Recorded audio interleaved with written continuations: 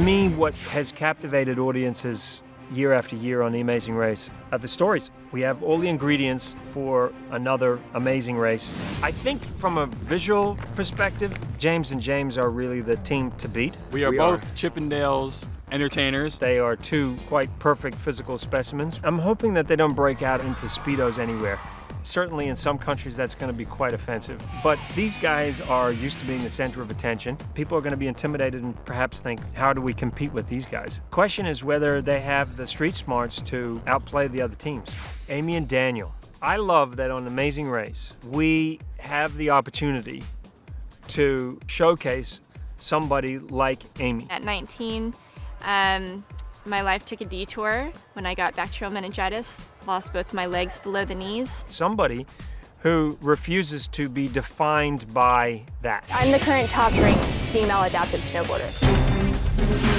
And this year I won 3 back-to-back World Cup golds. She has, in my mind, the most powerful will of anybody on this race to win. She's here to win this race and prove that she can win because she is just simply better than anybody else, not because she has some physical challenge that the others don't have. Josh and Brent are a great story because these are guys that were wearing suits and working downtown New York, and they decided that they just needed to get away from it all and they wanted to go to the country. Well, we call ourselves accidental goat farmers. My favorite story from them was when they were talking about helping a goat give birth. They were online with the iPhone in one hand, sort of, telling them how to deliver a goat, and then the other hand was helping the goat, if you know what I'm saying. So I think they bring a lot of smarts and they bring a lot of practical skills that they've learned on the farm.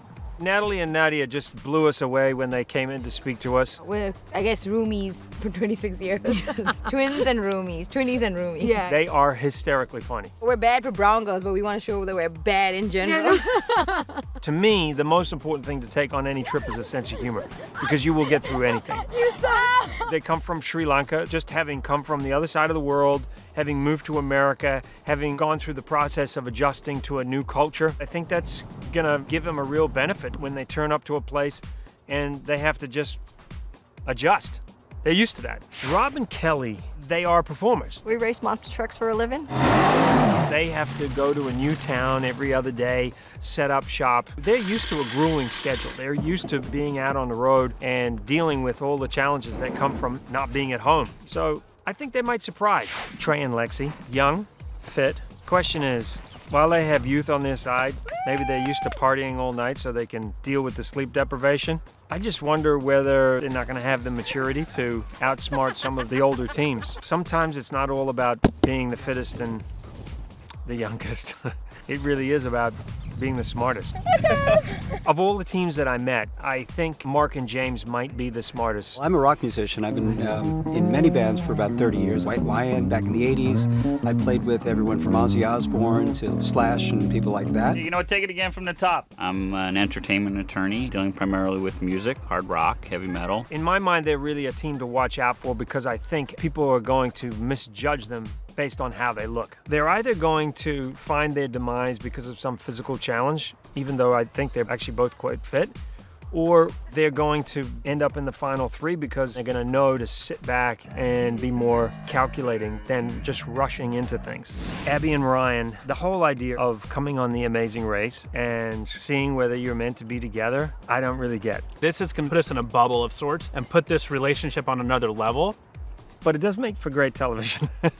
I just don't know if I was a marriage therapist that I would say, hey, I've got a great idea. Why don't you go and put your relationship under tremendous pressure and race around the world? That way you guys can yell and scream at each other and find out whether you really want to be together. I don't know. They say that opposites attract, and Rob and Sheila are a perfect example of where two people who come from completely different worlds have somehow got together. They are questioning, I think, a lot about their relationship right now. Sheila has come from working as a businesswoman where she has been in charge of a lot of people, and Rob is in his own world, the boss. Well, what do you do for a living? I'm a lumberjack. I mean, what is that? That's a great line to pick a girl up, right? There's a little bit of a battle going on between these two in real life. There is no doubt in my mind that there are going to be a lot of sparks there. The relationship could quite literally just blow apart while we're out on the race. Caitlin and Brittany, fiercely competitive college athletes. You see a team of beautiful blonde women and the viewer or the other teams are going to put them in a category and see them a certain way. proof will be in the pudding. Are they going to be like the typical blonde girls who are kind of playing the whole ditzy role, or are they going to be, no, that's not us at all. Don't judge us by the way we look because we will take you down. And they could. Gary and Will remind me a lot of Charla and Myrna because of the dynamic between the two. The difference is they're not cousins, they're best friends and have been for decades. I don't want to say they're not normal, but they're not, well, they're not really that normal. I think they're going to come into this race playing kind of nice, but I could see them being a team that might turn. We'll cheat as much as we can. I mean, we'll lie. Gary and I will go through any length to win this competition. I think they're one of those teams that has the potential to really get all the way through or go out super early just because they play it completely wrong. I love the diversity of this cast. I love that there are Chippendales racing against somebody who goes every weekend to set up a monster truck event. Somebody at college dating and thinking about getting married and best friends. There is nothing that we have on this season that is like any other season that we've ever had. It's also what we call good TV.